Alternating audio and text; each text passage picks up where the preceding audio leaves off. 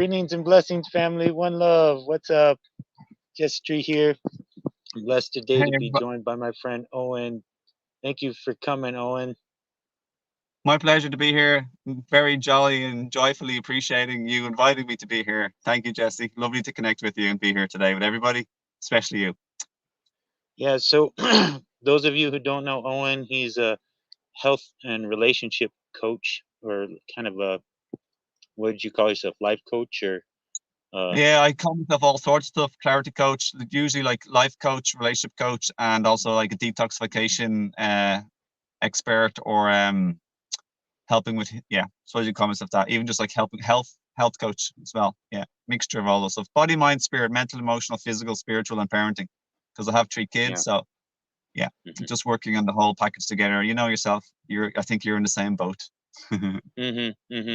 Yeah, that's why, I was looking forward to this conversation. And Owen and I have been friends for, I don't know, maybe like 3 or 4 years now through Yeah. Facebook.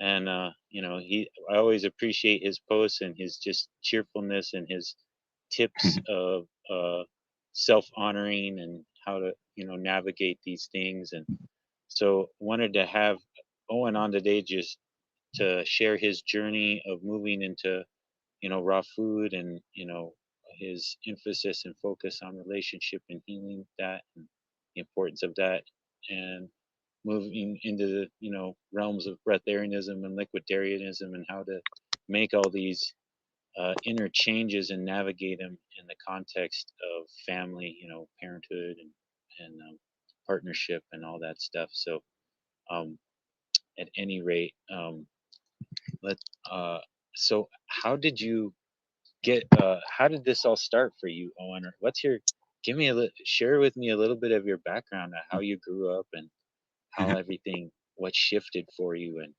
what that was Yeah. like. Yeah, great question. Thanks for the introduction. Appreciate that. And yeah, like right now I'm 42 years young, so it's a pretty good year because if you turn it around, when I was 24, that's when Hmm. it all started for me in terms of my conscious healing journey. I discovered through reading a book on um what's it called, ethics. For some reason, I decided to order some book, and I read it like on the internet, and I got a book on ethics, and that drew me to vivisection because I didn't know what that word meant.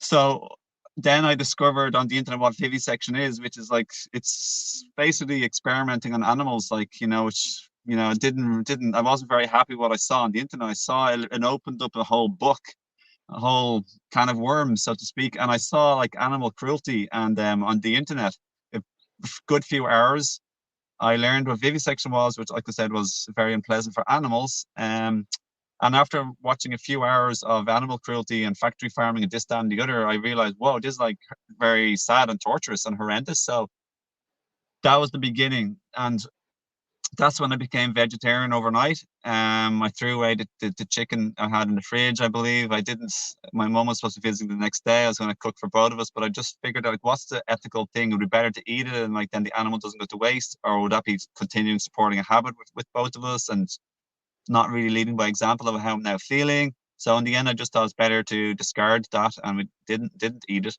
So basically, I switched to vegan overnight, almost almost fully vegan, with the exception of, so Monday to Saturday I was all vegan, and on a Sunday I'd have two small organic yogurts from the Sunday market, so two dairy yogurts. And for 3 months that went on, until over those 3 months I learned more about veganism and stuff.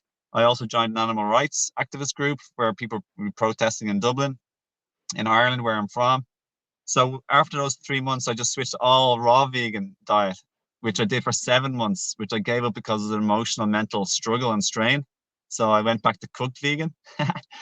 But the reason why I gave up the dairy yogurts, even though it was organic, was because it didn't ring through with what I discovered on my own value system, my own ethics and philosophy, which was not to be using others or exploiting them or gaining one up over the innocent, weak, defenseless, or voiceless. I didn't want to, like, I wanted to use my power, like, with power comes responsibility, or with great power comes great responsibility. And my power of knowledge and physical power and wisdom, I didn't want to exploit the defenseless or innocent or poor. So like I found out that the dairy industry is basically just as good as having meat, except you're not literally truly having the dead animal, but you're basically contributing to animals becoming dead or being killed. Because I found out whole families of animals are broken up through the dairy industry. The mother and father are separated, probably a long time before the baby's born, and then the brothers or sisters are separated, and the children are separated from the parents too.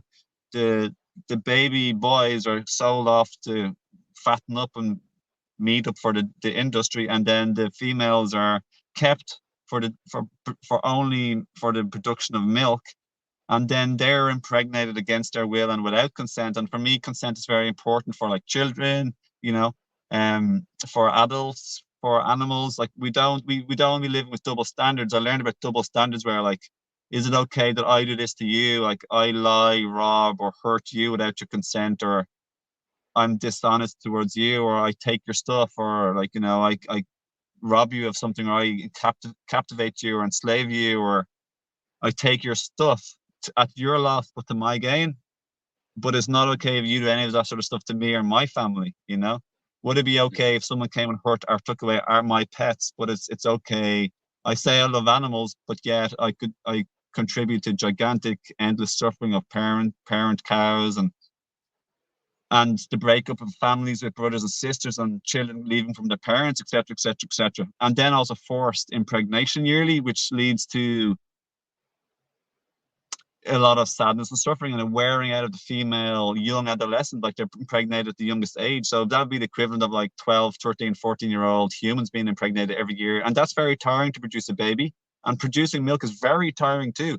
Like you know from like Chinese traditional medicine, like the concepts of Jing, Qi, and Shen, we use up great amounts of our vital force, our vital essence, our longevity, Jing, producing seminal fluid as like our sexual life force as a man. And for women, it's the big chunks which supposed to happen only occasionally or sometimes in your lifetime. Not like men can be more like here, there, and everywhere releasing our sexual fluid, but for women, it's like it's their producing a baby and building that, and the life force and nutrients it requires to build that, and production of regular milk while you're breastfeeding. So that leads to the wear and tear of an animal, a mother who's already lost its babies typically, because the milk's supposed to be there for the babies. Their baby's been taken away, and it's the same fate that's going to happen to them, except if it's a female, and if it's a male, it's going to be killed early for the meat industry. But so what happens is then that female is killed at a very young age because they become exhausted, tired, and sick from over exploitation and over usage. So that just like didn't ring good with me, my heart and my soul, like so to speak, like my soul, but didn't ring true deep down. I just felt like that was like definitely not fair. I've had cats. At that stage, I didn't have any children. Now I have children, and I'd never want anybody to hurt my children, do anything even in the same world as anything likely to that to them. Nobody would. So, and nobody would like their pets to be hurt. So why is it okay that an animal that isn't our pet, that doesn't like purr on our lap and make us feel all happy and cozy, that we're gaining? I feel now, and I felt sort of maybe then, like it's a bit like narcissistic. It's all about you. It's what we can get, what we can gain. So if an animal doesn't purr on us and lick us and make us feel happy when we're sad, or just like bring a smile to our face, then they can be discarded, like impregnated against their consent, or children taken away. All of this stuff is okay, or they can be killed and hurt and put in a cage, or even just kept on a farm and killed humanely, which I don't think humanely exists, because no one would like us or our pets or our children to be killed humanely against our consent. So it's again double standards. I don't think humane killing again non-consensually is ever like fair. So for all of these purposes, I decided to become like eat a vegan diet and maintain a vegan philosophy. I don't like to say personally like too much to become a vegan, because not like I'm becoming anything particular. I only have values that are my values and standards, my ethics. And we all have to make up our own like value, live by our own ethics, values, and standards. So everybody makes up their own choice. Like Shakespeare said, nothing is good or bad, only thinking makes it so. So like from a spiritual grounded perspective, God source universe gave us free will. So everything is there for the taking or for the doing, for the thinking. Every choice is allowed, permitted. But that doesn't, so nothing is good or bad. So we make what's good or bad for us through our thinking, which is our mind, our perception, our values, our perspective, and how we see things, our outlook. So we decide what's good or bad or right or wrong for us and for others in every aspect of life. So we have to live by that. And if we break what's right for us, then we're betraying our own ethics and standards, and then we may feel like guilt or shame, which are signs that maybe we broke our own little code. And everybody like goes through little certain mishaps and ups and downs and like making mistakes in life. And that's the way we learn. So like every child and every adult, we all have a certain age of our own consciousness, so to speak. We're at a particular maturation or maturity level, even as an adult, in terms of our consciousness. So we are allowed to make mistakes.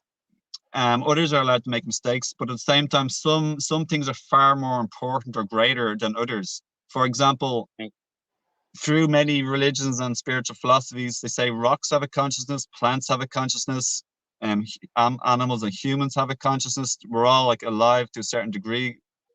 So, but is it as bad to throw a rock on the ground than to kill someone else's pet, or for someone to kill your pet, or to hurt like somebody in your family, or like just a human in general?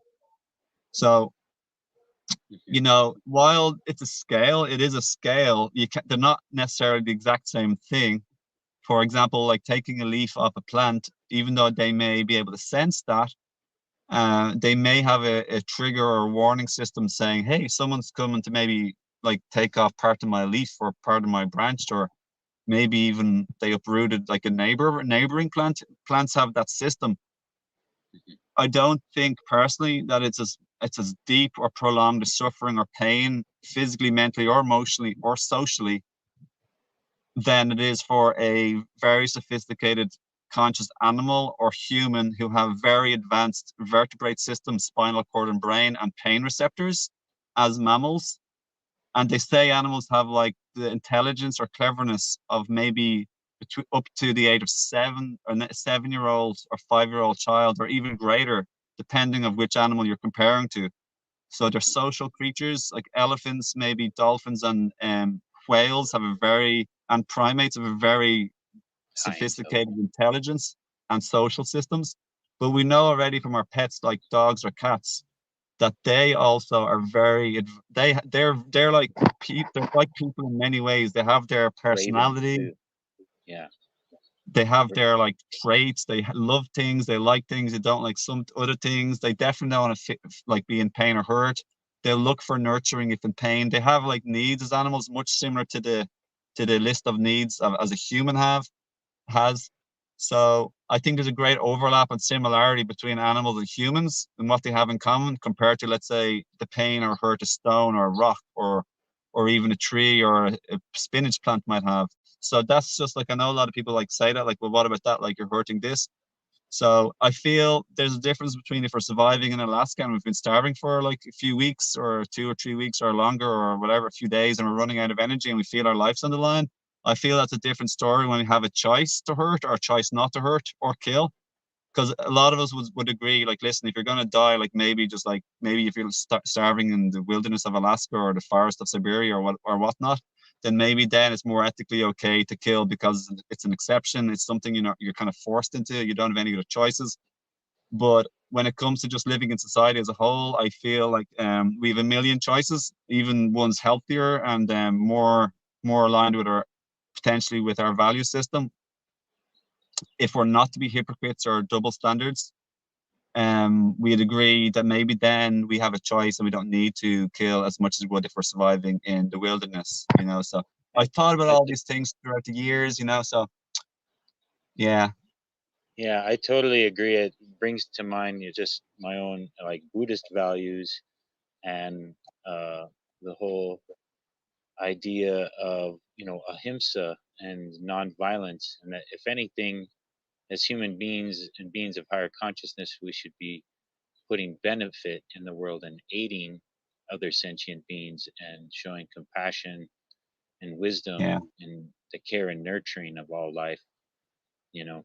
And Yeah. that was a major point for me as well. But there was also the health aspect of, I was Yeah. actually just personally facing physical health problems that switching over to raw immediately cleared up. So did you have Me a too. similar situation with your physical health beyond Big time. Yeah, I'm a your huge cat like. spiritual and ethical? Yeah, Yeah, big go time. I'll ahead. get into that in a second. I guess the last thing I want to say in the previous topic is one time I made a video around like 6 years ago, and the title was Apex Predator or Apex Nurturer. Mhm. With this Yeah. great power, we can choose to nurture and build and Well, uplift and enrich and empower, or strip, take away that and hurt and inflict pain and suffering and division of and disconnection of families, you know? Because when we that affect one loved one, we affect those that love that one that we're affecting. So we all have, even from a spiritual perspective, only with humans, we cause a ripple effect, even negating the whole animal thing. So my mhm, ethics aren't just towards animals. I'm very in favor and love people and humans. It even dates back to when I was in school. I lost all of my friends because I took compassion on one boy when I was let's say, what age was I? I was 14, the second year of high school, or secondary school as it's called in Ireland. One boy was being bullied and another boy was being a loner. They're basically being like mentally, emotionally hurt, upset, like abused. One of them even said later that they were suicidal because it mhm. deeply pains people to be left out or hurt or ignored or bullied, like verbally, And emotionally, shamed, physically. and And yeah, I just didn't, even at that young age of 14, I just couldn't leave them to be like perpetrated upon. And I even left the vegan, like animal rights activist group because they were being too unfriendly towards the humans. yeah, yeah, I tried to invite them to totally. change, be more loving and compassionate to humans, because forgive them for they know not what to do. So let's try and kindly like spread the word of like education and knowledge and wisdom, you know? That's the So only way it's gonna spread. It's not gonna come through force. You yeah. know, a man convinced against its will is of the same opinion still. So Yeah. I never heard that one. I like that, yeah. So yeah, but in my childhood, getting back to that question, like I kind of like I had a fair bit of childhood trauma. Like you know yourself, I think most of us do have, but some yeah, much more than pretty others, much of course. I know people who've had definitely a lot less, and I know people like close to me who've had a lot more. So, but I did have significant amounts that definitely affected me in my life and my mental, emotional well-being. And it was actually yeah, my mental and emotional well-being that led to my physical downfall. Just shortly before I learned about veganism, I learned about self-healing, and that all happened at the age of 24, which is the opposite of my age now, 42. So, um, yeah, from the age of 20 to 24, I lost my health in very intense sort of, at the time it seemed like a catastrophic like loss of my health. I went from level like 10 fitness, being very fit, strong and extremely physically active outside all my life, to losing it all like by being fanatical. And my idea was like mind over matter, like no gain no pain. It was very sort of macho and immature hmm, compared to where I am now, at least. And it just led to extreme, like completely being not connected to my body and over exercising and doing like tons of exercise. Like I was already doing loads and I had only 5% body fat. I had the body fat of a professional athlete, and almost like I was even thinking of entering like bodybuilding contest. I was so like so trim and slim, you know. But uh, yeah, I really burnt in my adrenals big time. I also happen to hmm, have two general operations that I didn't even really need. And then I met my first girlfriend when I was 21 and I had like excessive sexual hmm, activity. So that all of that combined, I was just, even before the whole operations and sexual activity, I was in a really, really bad place physically, like level one energy. I couldn't even do the shopping properly. I couldn't shop far, walk far. I couldn't walk up a big hills or mountains properly. I couldn't even carry back all my shopping that I wanted to buy. So it yeah, went from a very active outside life to a very very inactive inside life. And also inwardly, I was inwardly be active So after 4 years of misery and like just feeling sad and alone, a loss of, I just, I just wasn't, for around from the age of 20 to 21 and a half before I met my first girlfriend, I didn't really want to live too much anymore, but I didn't want to take my own life because I was close to my mom and I had a glimmer of hope that maybe things would change in the future, even though no idea how. So I was rock bottom. And after my first girlfriend and me broke too, we lasted for a year and 3 quarters. Up to the age of 24, I had a lot of mental and emotional anguish, hopelessness, despair, physically not well. I couldn't lead the life that I wanted. It was sort of stripped away from me. I feel it was all spiritually perfect, but at the time it was physically harrowing. And I was very lost and desperate and hopeless, and I wasn't very happy. And had a lot of, my mind was always racing to the past and the future. So I lived in a lot of like never in the now, never, to be honest. And when I first learned about at the age of 24, spirituality and raw food and veganism, I learned it all at the same year. Things shifted hugely. And I thought it was Hmm. the end. I thought it had arrived, but really and truly, it was just the beginning. So Hmm. that was funny that I learned on later on in life as more things started coming along. That, oh, that wasn't the end. That was just the beginning. So now it's been 18 years later. I've been on the path of raw foods, veganism, cooked veganism as well, and also spirituality and healing oneself from past trauma and triggers and shadow work and conscious living, conscious everything, conscious parenting, just healing, stemming with healing yourself. And my idea is to help others become their greatest version that they wish and choose to become, just like I've had people help me or mentor me and support me lovingly and compassionately, and just for me to be as a human to human and soul to soul. So that's where I'm at the moment. I'm still on my journey Awesome. like you. Awesome, Owen. Thank you for Yeah. sharing all that. There's so many like corollaries to my own journey, just, really wanting to be of benefit to the world and not, I remember there's a hip hop song I used to like, and uh, it, one of the lines was, "Are you part of the problem or are you part of the solution? What's your Mm, contribution to life?" And I remember just thinking about that a lot. When you're a young man, you're still trying to understand yourself and what your purpose is in the world, and then we all are enculturated to uh, our pleasure being just food, sex, beer, drugs, what yeah. have you, not really have being taught the proper skills of uh, mindfulness and learning about your inner world and how to communicate emotions, Mm, appropriately and all that stuff, and all the uh, hurt that is perpetuated throughout the culture that way, as well as through conventional agriculture, and particularly conventional animal agriculture. You know, and my whole journey with permaculture has been amazing in that, because mm, it's so incredible to see what you mentioned, that thing of being a sort of a nurturer, a top nurturer species instead of an apex predator, an apex nurturer. I like that idea, yeah. because Me even the too. word husband etymologically is connected with man's ability to nurture life, like farm life, animal life, family, what have you. So that's like the divine masculine embodied is like kind of, I'm sure you're aware of Green Man being in Ireland, that whole idea of Green Man. You know about Green Man, Owen? Don't think so. No, no. No. So Green Man is like this Celtic uh, masculine god of fertility. He's like the sun Mhm. coming back in the spring and bringing nurturing all the life back into being. That's I associated mean, with Green Man, and he Green Man and like Jack Frost fight for sovereignty between winter and summer. You know, and it's this fun thing.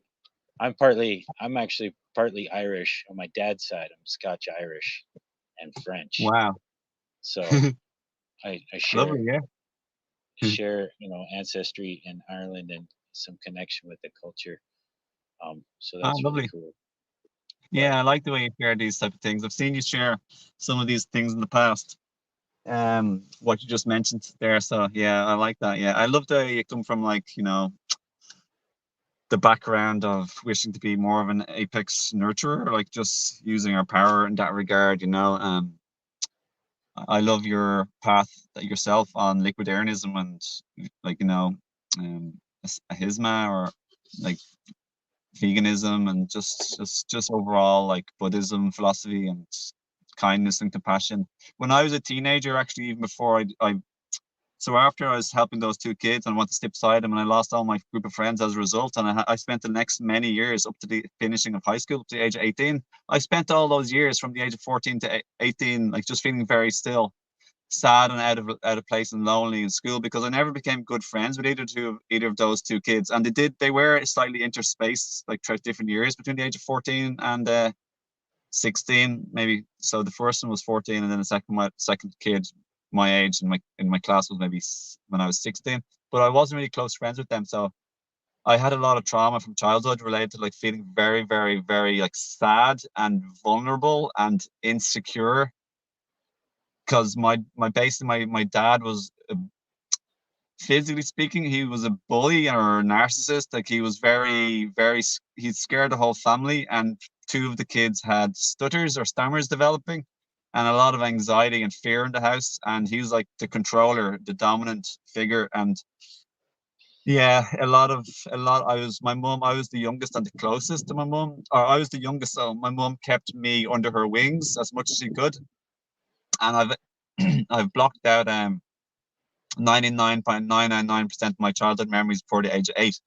And the Oh only my two God. memories I have of my dad was running, one hiding on him in fear, one was running from him back to my mum in the living room, and the other one was him brushing my teeth very vigorously. So I guess what I'm sort of pointing at is, like, I understand what it means to have trauma, and I help people to navigate through and help them to heal with their trauma. And Mhm. even I learning about, like, CPTSD, like, complex or childhood PTSD, which is like, Yeah, we're all on the scale of that, and some are on very heavy levels of, like, horrific trauma and a very miserable, sad and unsafe, scary yeah, childhood. I know people close to me at that, and it takes a long time and a lot of hard work and consistent effort to heal from very severe CPTSD slash very severe childhood trauma. So it's yeah. I taken me a believe. long time. I've been 18 years on the journey of healing that too, outside the whole diet thing. Um, but yeah, um, Yeah, that's kind of my that background. my son has been dealing with complex PTSD, and he had this. I don't want to get too into it just for his, uh, you know, um, just privacy. Uh, Yeah, but uh, he's got neurological disease. He had some issues go down with having his wisdom teeth pulled, and didn't really take care of him. And was at that age where he just wasn't good at that, and kind of rebellious and stuff, and got into some other stuff that, you know, just whatever the case, these things compounded, you know, and yeah, he had a very traumatic time for a while. He's doing so much better now, and I'm really grateful. But it caused me to take a greater look at my traumas and stuff, because there were times, where I was trying to protect him and protect, our property and our family, and I would get too big with anger, to try to control the situation. And looking back, my dad would spank us. It was very rare, but when he did, it was a very frightening sort of experience. mm, And I think, that's those are some of the small and kind of uh, things that become traumatic. There's other things that we perceive as children that aren't even really a part of the situation. There's really severe things that happen to some people, things they see, death, and or like children in Africa being soldiers, or that's like extreme yeah. examples. That's on the highest But, scale. Yeah, but or across, yeah, I think across the world, across culture, there's like this, sort of genetic trauma. or sort of familial trauma. And we also get our gifts from our ancestors, ancestor trauma.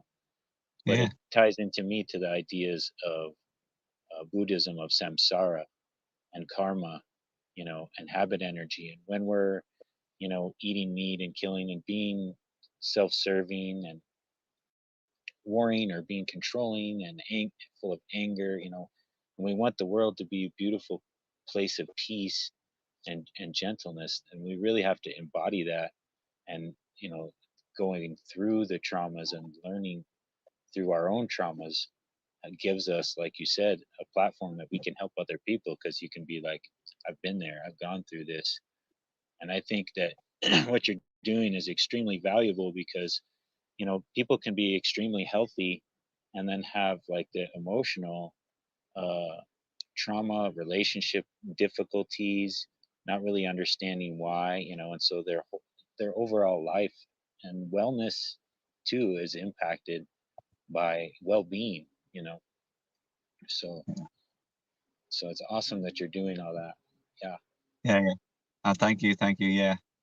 Yeah, for sure. And same with you. I reciprocate back to you too. And it's much more complicated to work with the very subtle energies of like our thoughts and emotions, and as well as to see our knee-jerk, automatic, instant reactions to people, which Hmm. typically we're kind of wired not to really want to look at, because sometimes we don't feel powerful enough to to cope with what we see, or admit that we can't change of just like mistakes or flaws or weaknesses within us, or at least so-called flaws or weaknesses and errors within us. So a lot of the time, like our own personal shame or feeling of powerlessness will come up, and where we're just not ready or wanting to change. And a lot of the time we don't want to like appear small or like erroneous or flawed, because it so-called hurts our ego. We don't like look bad to others, and how people perceive us is very important to us, etc., etc., etc. So yeah, and I'm definitely dealing with our triggers on knee-jerk, automatic, emotional, mental, and verbal and physical reactions. That's definitely a very tricky thing.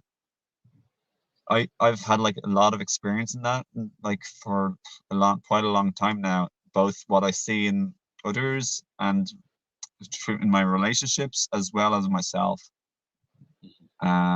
It is humbling to look at ourselves, because, like I kind of said, the human condition kind of wants to feel like we're amazing or like lofty and fantastic. Hmm.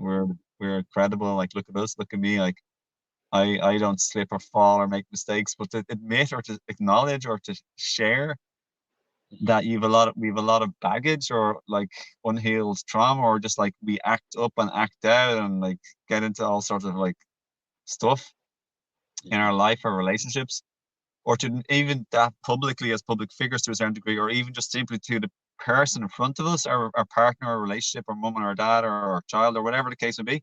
Especially with our relationships, typically it is our immediate like like partner or husband or wife. It can be very, very hard to sort of say sorry, or for depending on the person, or admit we're wrong, and to literally make like proper efforts and commitments, verbal commitments, and commitment to ourselves to learn and do things differently and change for the better, of more peace, harmony, and feeling of safety and trust between people.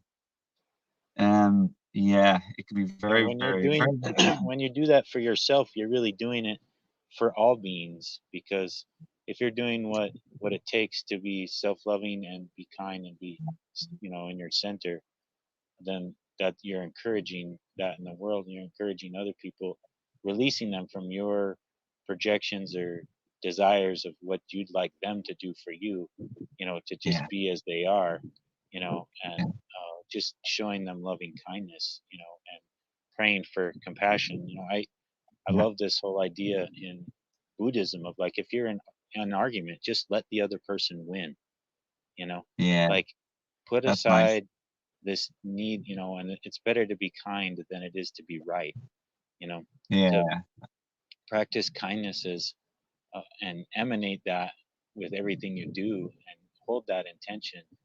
And then everything, there's all this talk of manifestation in the alchemical art of manifestation through vibration and concentration and all this stuff. But really, if you concentrate on the motivation of helping all beings, that includes you, includes the others, because what tends to happen is our focus goes in on we tend to be self-cherishing. We tend to look at what's good for us and what's going to make Yeah. us happy. And really, Yeah. if we turn some of our attention, not all of it, but some of it toward, after we give ourselves enough loving attention, you sort of well up and you want to help others, and you start to turn to them, and you actually get more happiness and benefit through helping other people than you do oftentimes, especially if you're too much focusing on just your own well-being and benefit. So the balance there is really seems to be extremely tricky, and takes lifetime of practice to like Yeah. become more skillful with.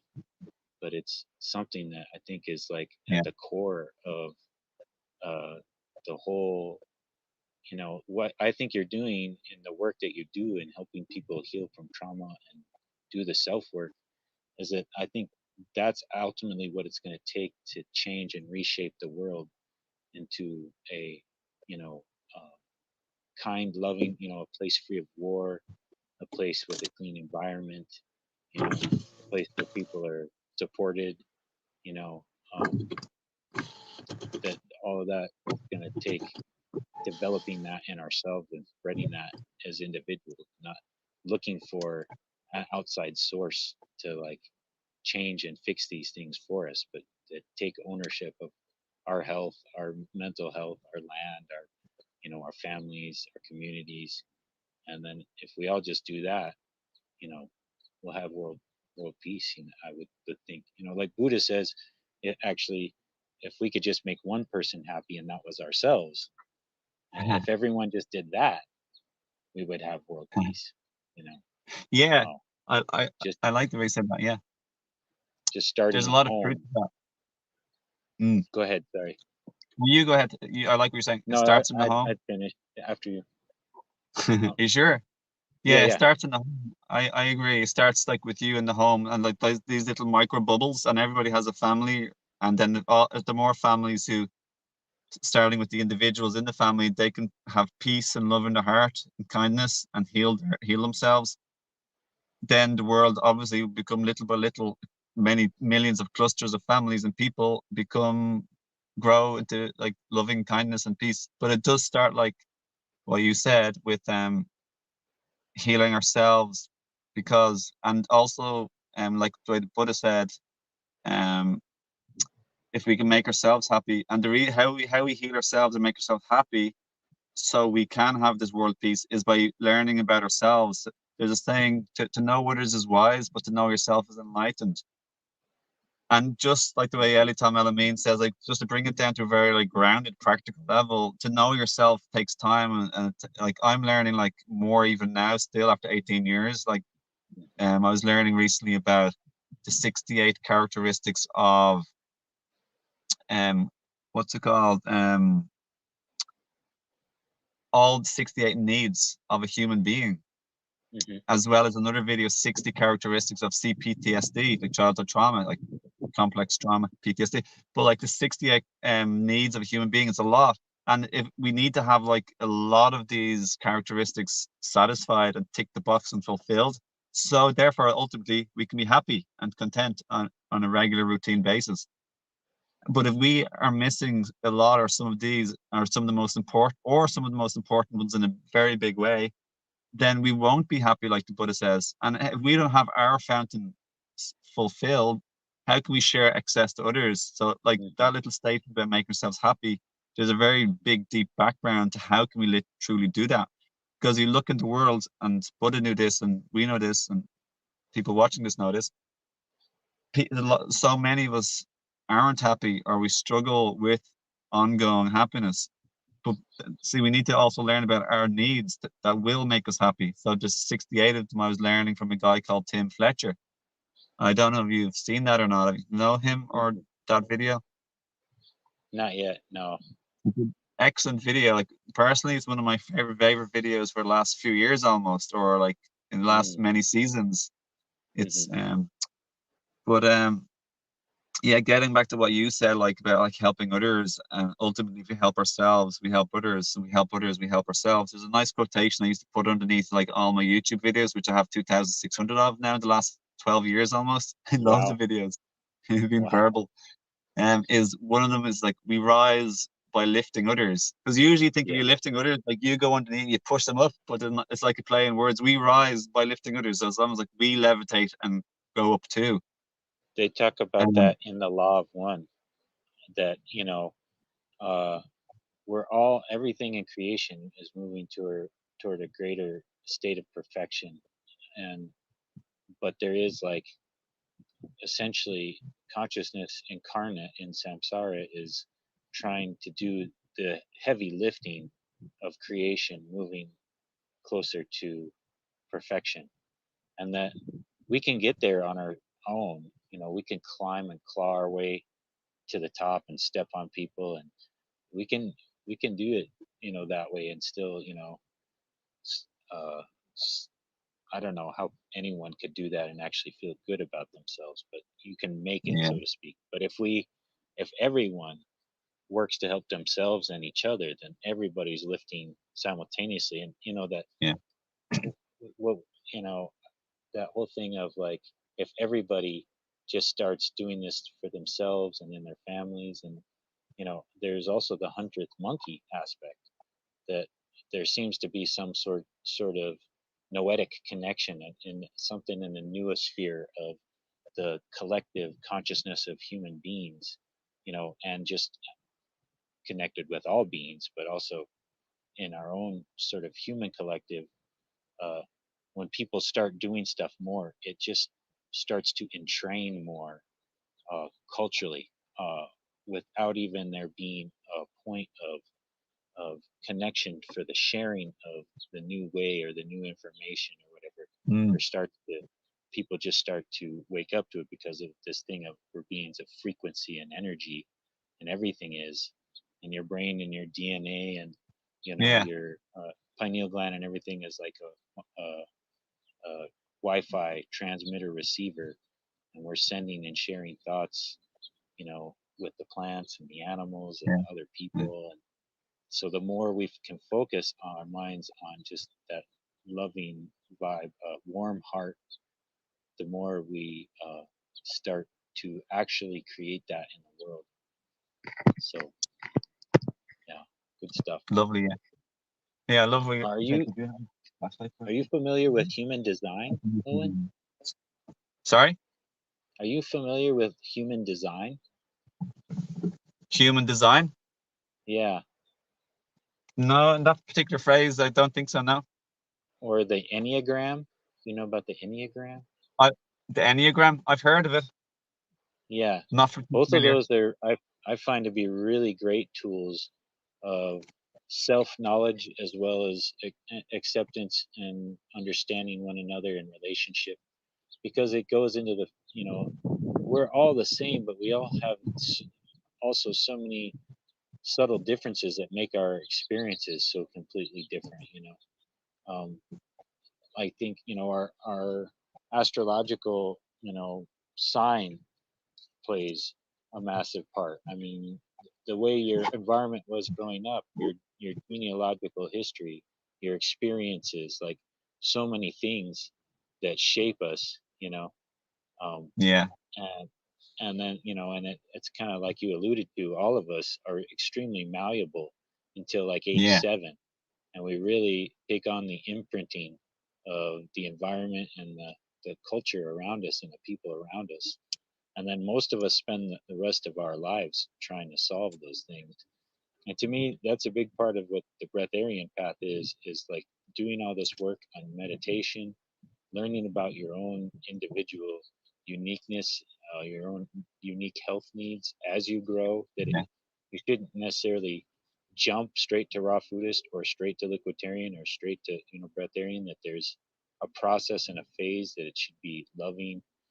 And one of those things that I wanted to talk about with you is your journey because I know it's been a thing for me and many others where we've talked a little bit about before, but like I was the one in the family who went full on 100% raw and has, been doing that now for, 16 years or whatever. And,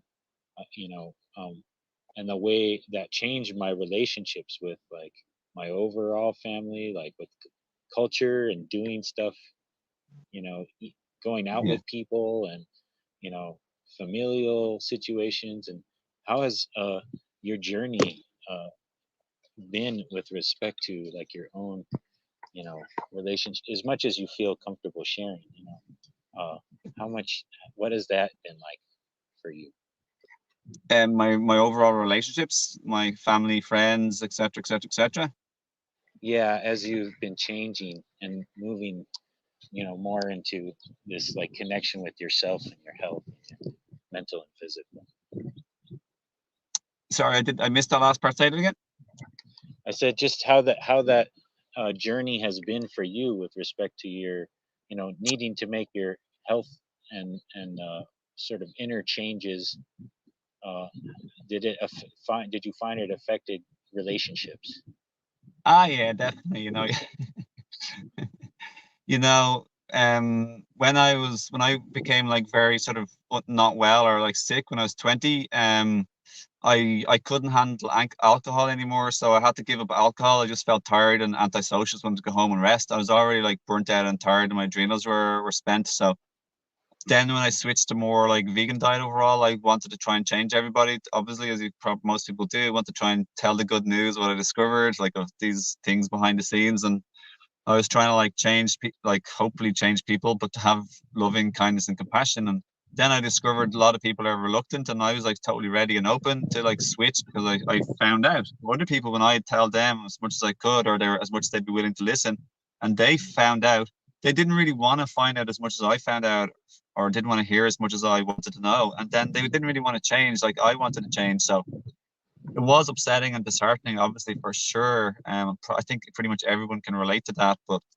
um, I kind of like for some reason, like over the many years, like the most of my friends would happen to eat a plant-based diet, at least mostly, maybe not all vegan or all plant-based diet, but they, for the most part, they don't want to be like deliberate regular consumers of things that they may believe or are aware of that it contains maybe a lot of suffering or cruelty.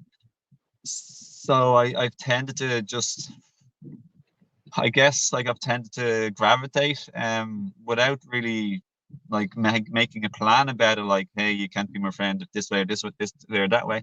I tend to gravitate. My friends would be most like pretty much all like plant-based or vegan for the most part, like mostly or all, with the intention to be mostly or all like that type of idea. Someone much more passionate and more knowledgeable and more open like me, but and some of them more like, in the middle or like at the side, and like just sort of to do for health reasons potentially, or partially for like the welfare of other beings reasons. Because for me, ethics is also containing not just to humans or animals, but also to Mother Earth. Like I think there's ethical standards and values to like not dumping in Mother Nature, polluting the waters, putting chemicals all over the place. So we can like care in a multitude of different ways to different things, and caring for plants as well. Like, we can try and respect all of that. And I love adult humans. I love children. I love animals. I love Gaia. I love everything. So then in my family, someone like who was really close, like didn't really want to change much. They'd still eat omnivore. Maybe they'd eat more vegetarian or vegan, because they'd learn about the health reasons. But I think a lot of people just aren't really ready to like see the ethics of it, or like the Got hurt to or give pain. got, got to give people room to grow that way and not be judging on them like a lot of people do. Yeah, Yeah. yeah. So for a while, like probably most people, like when we're excited or enthusiastic, sometimes it can come across or can be laced with judgments too, or it can definitely come across as pressure, Yeah.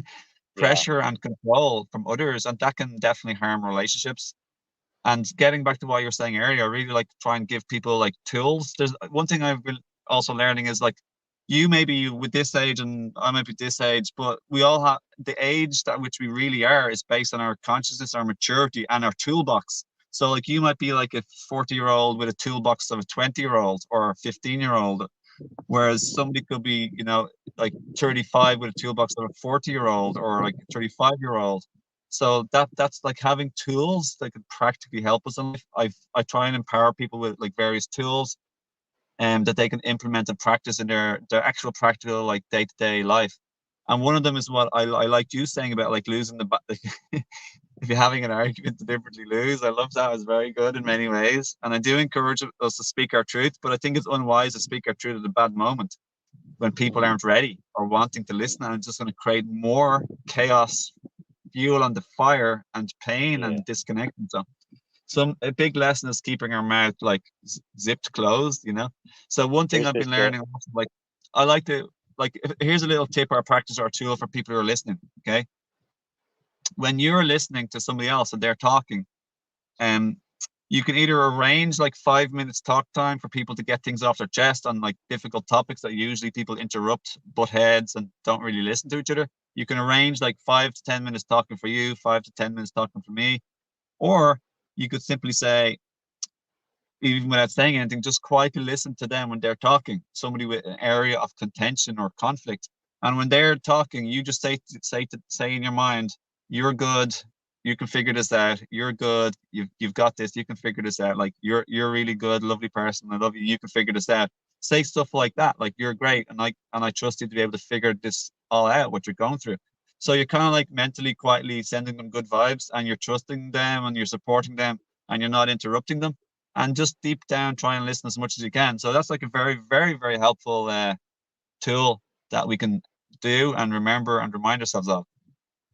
thanks for sharing that. That's awesome. It reminds me of, I was just listening to this Rasta grandma lady saying to her grandson, God gave you 2 ears and 1 mouth, so you should listen twice as much as you speak. Yeah, I think there's like potentially partial like physical truth to that. Like it makes a lot of sense. It Hmm. does. Hmm. Because if Yes, we had and two mouths and one ear, there's so much healing just in listening, you know, yeah, that can be done, and you can learn a lot more about someone and understand where they're coming from if you take the time to slow down and hear them, hear their story, hear what's going on with them. And you can do them a big great time. favor by just being present. You don't have to fix it. You don't have to, win an argument if you're in difference. Just be in support, and that that can be more beneficial.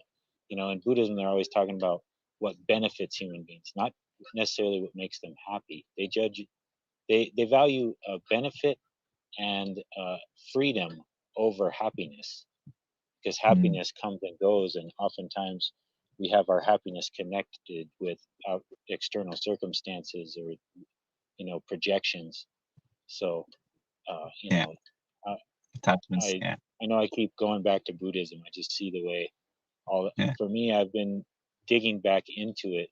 I was planning on being a monk at a certain point in my life, in my early 20s, and I was studying it in college, and studying the sutras and studying Sanskrit and everything, and I just started studying it again recently, and man, there's it it just cuts to the core of so much of the healing that I see that needs to happen, right now, Mm, to really uh, enshrine uh, gentleness and a caring, nurturing attitude, to sacralize that culturally.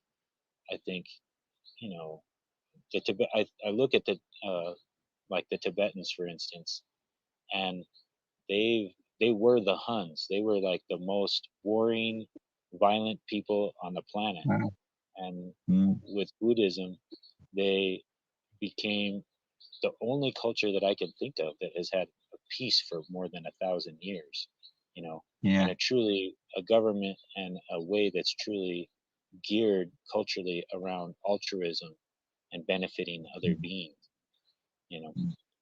So it's It's beautiful. I love that tool that you shared. I think that's going to be something that I'm going to practice, you know. And all these things are Yeah, just practice. We always, you're always going to screw up when you're practicing. So don't be hard on yourself when you do. But do practice. Don't be afraid to practice, right? yeah. One thing I heard recently is if you do fail or slip up or fall, at least it's a good sign showing that you're trying. And then you just like Yeah, get back up again, you know, and you keep trying. At least you're trying, you're making progress, and we learn from our mistakes. So many people say there are no mistakes, it's just learning experiences, if at least if you want to totally. use them as a learning experience. So um getting back to Totally. what we were saying earlier, I really want to add in this one other thing about like about choice or destiny and free will. I think it's very important concepts spiritually and for ultimate truths. Um, I like so when our soul chooses to come and have a physical body and a physical experience, certain things I feel are predestined and they're part of our life plan and life purpose to have like specific big lessons that our soul wanted to have by choosing our body, our parents, our culture, our society, and certain like big events. There could be like a few of them in our lifetime only, and these things are out of our control. Like, and it may as a physical human, they're out of our control. So, for example, like we may have like our parent might die when we're 5 or 10, and that could be designed and agreed upon as souls before we come to the physical, and that could really shape our life and our life purpose. That could shape us in the direction we go, what we learn, and how we help others in life, and a lot of our own lessons of overcoming maybe grief and loss and sadness or depression. And similar can be said about our overall general childhood. That could be like very specific, big part of our soul chose. And then there could be like a car accident when we're like 15 or like a divorce, that type of thing. Or something like sort of loss of health, an accident, we fall off, like whatever, we have a huge accident, we become like disabled or like partially crippled or even just losing our health. Like I believe my loss of health was probably a soul plan too, and led me onto a different way of my Mm. soul progressing and maturing in life. And Mhm. certain like a lot of relationships, or especially big ones, they're like soul agreements. Like they're not free will. They're gonna happen to us. There's gonna be magnetism or like chemistry or something drawing us together from both people. We get into a relationship and there's like a lot of lessons, and that's like a soul agreement. That's these big, massive, life-changing events and huge lessons and learning growth experiences. These are our soul's choice. It's and a soul agreements with other souls. But the nitty-gritty 99.9999% of our own decisions and choices in life, they are our choices as a human. They come with our personality, our body, our history in the past, and who we are now and who we are choosing to become. While like society and our past influences on what we choose today, we still govern our choices, and we'll have to take responsibility for our choices and our words, our actions and behavior. And then we can look at our own like mental processes of perception, attitude, um, how we our perspective, our outlook, our overall beliefs. We can question them. That's our choice if we want to question them ultimately. Like it's not forced on us by a soul or another person. Hey, you need to like look at your beliefs right now. Is it true what you're thinking about yourself or other people? That's our free will now. So one of the laws of the universe is free will. Outside of these soul agreements. So it's really important to realize we have free will, and we can either grow faster or slower, or make things do whatever we want, make things harder or easier. We can Our intentions, our thoughts, our intentions, our choices. It's all based on our free will. So what I want to say with this is animal souls, which this kind of ties back to the animals as well as the humans. Some animal souls come down and they know they're just going to be slaughtered. They're coming down to a concentration camp or a particular farm in a particular place, and there's literally, based on who's there, there's no real chance of them like being saved physically in this lifetime. They're going to be slaughtered, and that's this lifetime for them. And then their soul goes back and they're free in heaven or spirit, like the spirit world again. And the same can be said about humans. Some humans are to come down, they'll have their life. It could be like a short life. It could be in the womb. It could be they die in a car accident at age 3 or 5 or 1 or whatever, 10. That's part of their soul agreement with themselves, and they're going to learn lessons that's valuable to the soul. or it could be that they could be like child trafficked. They could go through torture and like misery or concentration camps. And again, this is the soul. They're gonna basically 99.9% or 100% die at the end of it at a younger age. But for the for a huge majority of both animals and humans, we come down, but there's a chance to be saved. And this is bearing influence on other souls in human form, like other humans being able to save you. So, for example, let's say a lot of people who are like child trafficked or child labor sweat camps, they're not necessarily destined to be die that way or to be like in a sweat camp forever, like working for like pennies in the third world, like 12-hour shifts per day or whatever, or 16-hour shifts. Um, there's a chance for animals or humans in very dire predicaments, like kidnapped or captured or in an animal farm.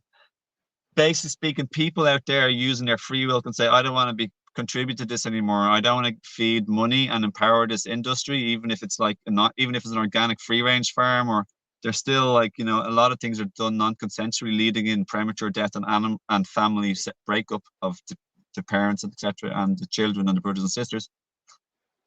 Or like, so our free will in the nitty gritty day to day actually is powerful. We can choose. We don't just have to use an excuse saying, "Ah, well, they're an animal. Their soul like chose to be killed." It literally, you could save that soul in the physical body to say, "I don't want to keep contributing to this." And if more of us choose this with our free will that we've been given, it's essential. This doesn't have to keep happening. So they're not destined or to be doomed and to go down this fate of torture Yeah. and death, ultimately with no And chance of rescue. we We could save change like our child people. sorry. I was just saying we could change our agricultural systems too. We could change our political systems, our economies. There's Yeah. so many things that we could change to reappropriate their uh, their point of focus being to benefit beings Yeah. instead of being focused on sort of the greed and corruption and economic value will be more enshrining the inner value. Like Milarepa talks about all beings are golden, and that Hmm. the gold, That's nice. the true gold, is the gold, the light that's inside of us. There's literally light. Each cell makes zero point 0.7 volts, and you have 50 trillion of them, so that's 3.5 trillion volts of energy and golden light running through you. And that's Yeah. what we need to value more and more, and not just us, but all the beings, the trees, the plants, the animals. Yeah. Yeah. Owen, Owen, I'm Yeah. gonna have to wrap up here pretty Okay. pretty much right away. Is there anything else you'd like to add before we go Well, yeah, just or super finish briefly here? on previous point, like if an old lady falls down or someone is drowning, like, or we don't just say they're let them go, It's they're too doomed. bad. Like we can choose to help and save. And outside of that particular points, which I feel is fulfilled, I just want to say, happy to be here. Thanks for inviting me to have a talk and a chat. Love to connect with you, and lots of love to everybody. I'm pretty sure and hope it didn't come across as like trying to be mean. I'm just diving deep into the mental processes and spiritual bypassing and double standards, and just so we're only with the intention so we can all have a happier life. And like one of my friends said, that in 150 years, whether or not you want to believe this, he asked our guides with this. He said 150 years time, the 99% of the world will be much more on a plant-based diet where people aren't I kind of I taking look at advantage of even animals. But at the same time, I even look at from when I started, how many more people are plant based and vegan now than when I started, like 16 years ago. It's a world of difference. So at any rate, they if do. I really appreciate you coming together with me today and visiting with me, Owen. If Me anyone too. wants to connect with Owen for a consultation, his link is in the description. And hope everyone got some value from this. I'm sure you did. Sending you all the blessed, and have a beautiful day, family. God Yeah, and bless. I do just one last thing. I have two like Yeah. gift books in the community, a school community. I have like my two most recent books, Self-Awareness and Living in the Now, which is about like thoughts, mindfulness, and living in the now. And also another book, Heal Yourself, Your Life, Relationship, Family, and Ancestral Line. That's another gift book, and it's free to join. No credit card details needed, just name and email address. And I also have 2 free video courses, and they are spiritual practices made simple and practical, and also life, death, and the meaning and purpose. Life, death, and the meaning and purpose of life. So those 2 video courses with numerous videos are also a gift, as well as a monthly gift workshop for you to receive. So I offer that to come join me, become part of the community. So yeah, sometimes I Is forget that about my available? gifts. Is that at your website? All Yeah, of that? it's my. I can give Okay. you the I can send you the link and you put it down below. Yeah, Okay. I have Yeah, another I yeah. I put the Owen Fox website down there. .org. So Yeah, that's more like yeah. describing my coaching services briefly, but the other one is more like my new project, which has all the gift freebies and Okay. blessings, and we can all come Yeah. together Please and be send part of that. a community as well. So it's really nice. Yeah. Okay. Great. All right, Thank you, family. Jesse, for inviting me. Have a great day, Owen. Much love. Yeah. Lots of love, everybody. And Jesse, much love. Have a lovely day. Bye bye. Until next time. Peace. See you. Bye bye. Peace.